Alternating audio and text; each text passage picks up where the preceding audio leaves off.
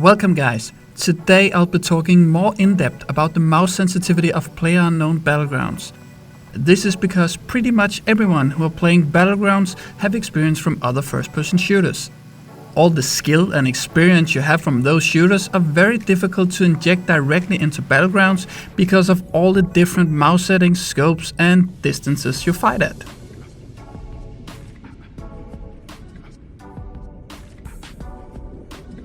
In my previous mouse setup video, I talked about how mouse acceleration is really bad for your aim due to the negative impact on your muscle memory.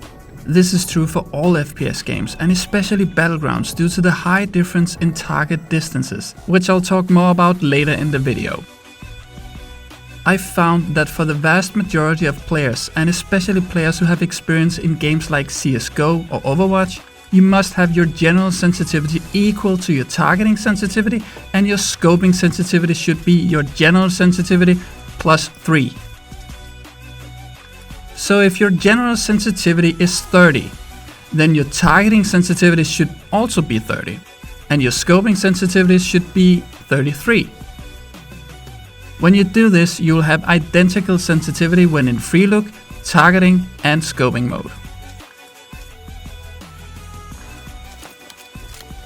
And my best advice on 2x, 4x and 8x sensitivity values would be to make sure they are lower than your scoping sensitivity. I'd recommend at least 4 to 8 lower, whatever feels better.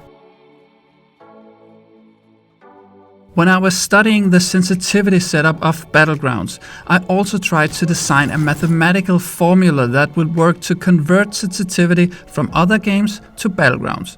And although I failed at that mission, I learned something really interesting. I found that when you double the value of your sensitivity in a game like CSGO, let's say you go from a sensitivity of 1 to a sensitivity of 2, then you also perfectly double the amount of degrees you turn when moving your mouse from the far left of your mousepad to the far right. But in Battlegrounds, if I change my sensitivity from let's say 30 to 60, then I actually quadruple my effective sensitivity, meaning I now turn 4 times the amount of degrees than I did before.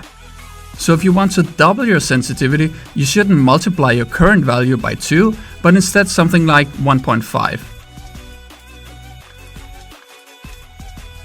Another thing that is very unique for Battlegrounds compared to a game like CSGO or Overwatch is the ranges at which your targets are.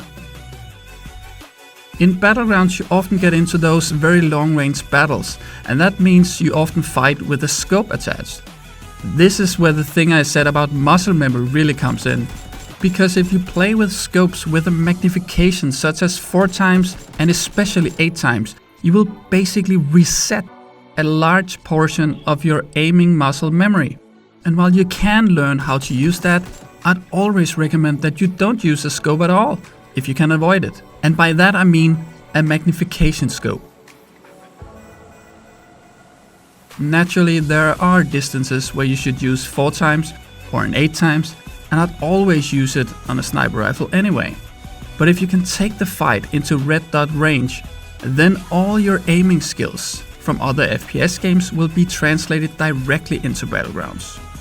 This is of course assuming that you have normalized your sensitivity, meaning that your sensitivity in Battlegrounds, general targeting and scoping sensitivity is equal to other games that you play.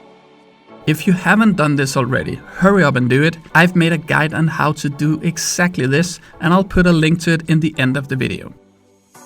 Because you should focus on using scopes without zoom, red dot and holographic, then you should get used to swapping scopes.